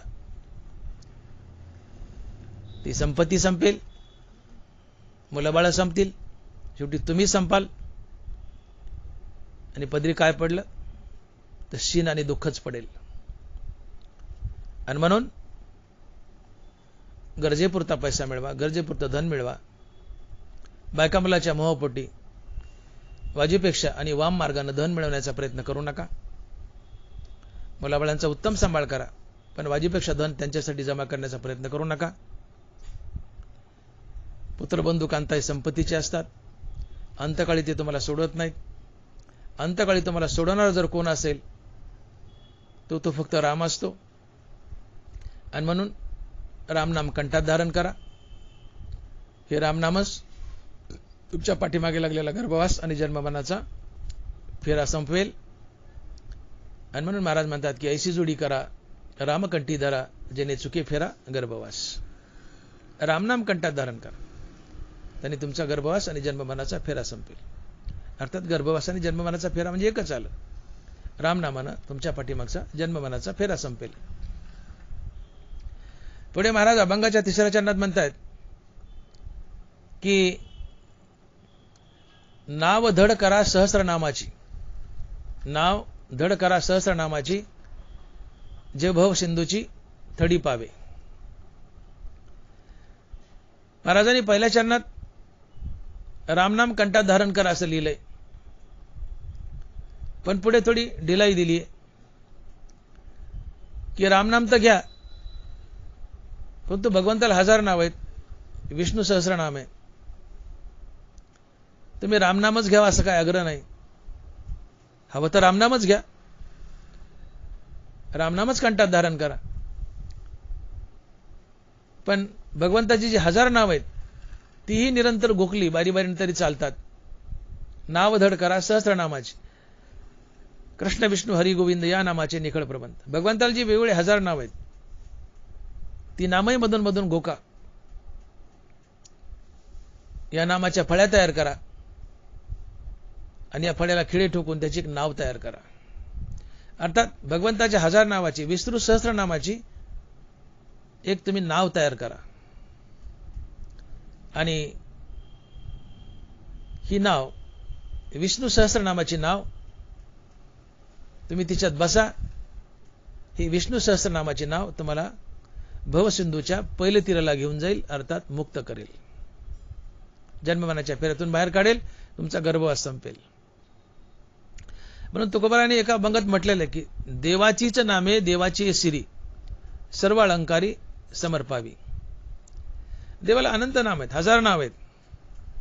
ही देवाचीच नामं देवाच्या शिरावर अर्पण करा आणि देवाची वेगळी नावं ही देवाचा अलंकार आहे. 1000 नाव आहेत, 1000 नाव बारी बारीने घ्यावेत. ही 1000 नावं देवाचा अलंकार आहे आणि या नामरूपी अलंकार देवाला अर्पण करा. देवाचीच नामे देवाचीच सिरी, देवाचीच नामे देवाची सिरी, सर्व अलंकारी समर्पावी. तसे इथं तुकोबारा म्हणतात की नाव धड करा सहस्रनामाची, जे भव सिंधूची थडी पावे. तुम्ही विष्णू सहस्रनामाची एक नाव तयार करा, या नावात बसा. ही विष्णू सहस्रनामाची नाव तुम्हाला पैल तीराला घेऊन जाईल, अर्थात मुक्त करेल, जन्ममरणाच्या फेऱ्यातून बाहेर पडेल. आणि शेवटी अभंगाच्या 4थ्या चरणात तुकोबारा म्हणतात की तुका म्हणे काळा हाना तोंडावरी, तुका म्हणे काळा हाना तोंडावरी, भाता भरा हरी रामबानी.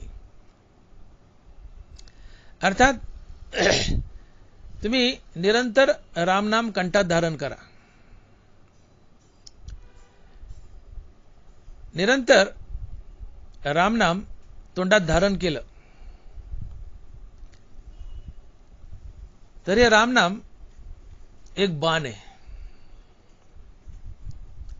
जसं आपण भात्यामध्ये हवा भरतो, भाता फुकतो, तसं निरंतर रामनाम घेऊन तुम्ही तुमची छाती फुगवा. अर्थात रामनाम ठाचून तुम्ही तुमच्या शरीरात भरा. तुका म्हणे देह भरिला विठ्ठले, काम क्रोध केले घर रीते. तुम्ही तुमचं शरीर ठासून रामनामाने ठासून भरा आणि रामनाम हेच बाण असतील. आणि या रामनामाला तुकोबारा आणि राम बाण म्हटले, रामनामाला रामबाण म्हटले. रामबाण धोतर जोडा, रामबाण औषध, रामबाण उपाय असे शब्द आपल्याकडे आहेत. रामबाण या शब्दाचा अर्थ असा होतो की प्रभू रामचंद्राचा बाण एकदा कमानीतून सुटला की तो बाण अचूकरित्या लक्ष भेदायचा, निशाणा चुकत नव्हता. बाण कमानीतून सुटला रामचंद्राचा की निशाणा भेदूनच परत यायचा किंवा निशाणा भेदायचा. तसं तुम्ही रामनामाच्या भात्याने, अर्थात रामनामाने आपला देह ठासून भरा, आपली छाती ठासून भरा आणि ज्यावेळेस यम तुम्हाला न्यायला येईल त्यावेळेस हे हरिनामाचे अर्थात रामनामाचे रामबाण तुम्ही यमाच्या काळाच्या तोंडावर सोडा आणि या रामनामाच्या रामबाणानं यमाचं तोंड सडकून काढा. आणि तेच महाराज म्हणतात की तुका म्हणे काळा हना तोंडावरी भाता भरा हरी रामबाणी. तुका म्हणे काळा हना तोंडावरी, काळाच्या तोंडावर हाना. काय हाना? ती रामनामाची बाण हाना. रामनामाची ही रामबाण ही अचूकपणे निशाणा भेटतील, अर्थात यमाचं छेदन करतील, यमाच्या तोंडावर लागतील, यम पळून जाईल. यमे कुळ गोत्र वर्जिले. तात्पर्य तुमच्या मुखात नित्य रामनाम असेल तर यम तुम्हाला न्यायला येणार नाही. तुम्हाला न्यायला यम आला तर तुमच्या मुखातलं रामनाम पाहून तो पळून जाईल. तुम्हाला न्यायला पांडुरंग येईल, वैकुंठाची प्राप्ती होईल किंवा पुढे सायुज्य मोक्षाची प्राप्ती होईल. काळाच्या तोंडावर बाण हाणा म्हणजे खरोखरचे बाण हाणायचे नाहीत. काळ न्यायला येतो त्यावेळेस तुम्ही नामधारक आहेत, भगवत भक्त आहे ते पाहून काळ परत जातो, असा त्याचा अर्थ आहे. आणि म्हणून तुम्ही निरंतर रामनाम घ्या. रामनामानं आपलं शरीर ठासून भरा. रामनाम हेच बाण आहेत. रामनाम हे रामबाण आहेत. रामबाण अचूकपणे निशाणा भेदत होता. तर तुम्ही जे रामबाण, रामनामाचे रामबाण आपल्या शरीरात छातीत भरलेत, यम न्यायला येईल, काळ न्यायला येईल त्यावेळेस हे रामबाण, रामनामाचे रामबाण काळाच्या तोंडावर हाना. यम परत जाईल आणि भगवंत तुम्हाला न्यायला येतील. तुम्हाला वैकुंठाची प्राप्ती होईल किंवा सायुज्य मोक्षाची प्राप्ती होईल. आणि म्हणून महाराज म्हणतात की तुका म्हणे काळा हाना तोंडावरी भाता भरा हरी रामबाणी. विठोबा रखुमाई, जय जय विठोबा रखुमाई, विठोबा रखुमाई, जय जय विठोबा रखुमाई, विठोबा रखुमाई. यथामती आपण अभंगाचा भावार्थ पाहिलाय. सारांश, ऐसी जोडी करा रामकंठी धरा, जेने चुके फेरा गर्भवास. नाशिवंत ताटी प्रिया पुत्रधन, बीज ज्याचा सीन तेची फळ. नाव धड करा सहस्त्रनामाची, जे भव सिंधूची थडी पावे. तुका म्हणे काळा हाना तोंडावरी भाता भरा हरी रामबाणी. सारांश तुकोबाराय म्हणतात की तुम्ही तुमच्या जीवनात जोडी करा, अर्थात प्राप्ती करा. आणि ती प्राप्ती अशी असावी की त्या प्राप्तीनं तुमच्या पाठीमागे लागलेला जन्म मरणाचा फेरा चुकेल, गर्भवास चुकेल. प्राप्ती म्हणजे संपत्ती, कमाई, मिळकत. तुम्ही अशी प्राप्ती करा की ज्या प्राप्तीमुळे तुमच्या पाठीमागे लागलेलं जन्म मरण संपेल, गर्भवास संपेल. आणि मग तुमच्या पाठीमागे लागलेलं जन्म मरण सोडवण्याची ताकद फक्त आणि फक्त एका रामनामात आहे. धन दौलत संपत्तीमध्ये नाहीये. तुम्ही धन दौलत संपत्ती गडगंज मिळवली, पण ही संपत्ती धन दौलत नश्वर आहे. ही नश्वर संपत्ती तुम्हाला जन्ममरणाच्या फेऱ्यातून बाहेर काढू शकत नाही, गर्भवासातून बाहेर काढू शकत नाही. तुमचं गणित चुकेल. जसं सिकंदराचं चुकलं, रावणाचं चुकलं. नश्वराच्या मागे लागले, चुकले, जन्ममरणात पुन्हा अडकले. म्हणून नाशिवंत असा धनसंपत्तीच्या मागे लागू नका. अर्थात संपत्ती मिळूच नका असं नाही. गरजेपुरती जरूर मिळा, नशिबात आहे तेवढी मिळूनच असते. गरजेपुरती जरूर मिळवा, तिचा हव्यास टाळा. ती नश्वर आहे आणि ती तुम्हाला जन्ममरणाच्या फेऱ्यातून बाहेर काढू शकत नाही. कोण? संपत्ती. मग तुम्ही अशी संपत्ती मिळवा की जी तुम्हाला गर्भवासातून आणि जन्ममरणाच्या फेऱ्यातून बाहेर काढू शकते. ती अशी संपत्ती आहे फक्त रामनाम. आणि म्हणून तुम्ही रामनामाची जोडी करा, रामनामाची संपत्ती मिळवा, रामनामाची कमाई करा. अर्थात रामनाम निरंतर कंठात धारण करा, रामनाम निरंतर मुखात धारण करा. रामनाम निरंतर मुखात धारण केलं तर काय होईल? तुमचा अहंकार जळेल, कामक्रोध जळेल. अहंकार कामक्रोध गेले की जीवनातून पाप पुण्य जाईल. शिवाय रामनामानं रामनाम घेत देत कर्म केली तर ते कर्म आणि त्या कर्माचं पुण्य भगवंताला अर्पण होईल. लक्षात घ्या रामनामाचं काय महत्व आहे. रामनाम निरंतर कंठात धारण केलंय त्यांनी काय काय झालंय.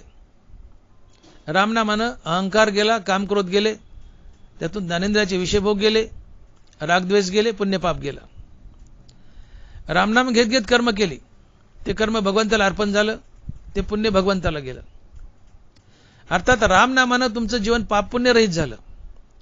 रामनामानं तुमच्या जीवनात वैराग्य आलं. आणि मग ज्या दिवशी जीवन पाप पुण्य रहित होतं आणि जीवनात वैराग्य येतं त्या दिवशी श्रीगुरु तुम्हाला शोधत येतो, अहम ब्रह्मास्मी या महावाक्याचं श्रवण करतो, तुम्हाला मुक्ती देतो. अर्थात तुमच्या पाठीमागचा गर्भवास आणि जन्ममरणाचा फेरा संपतो.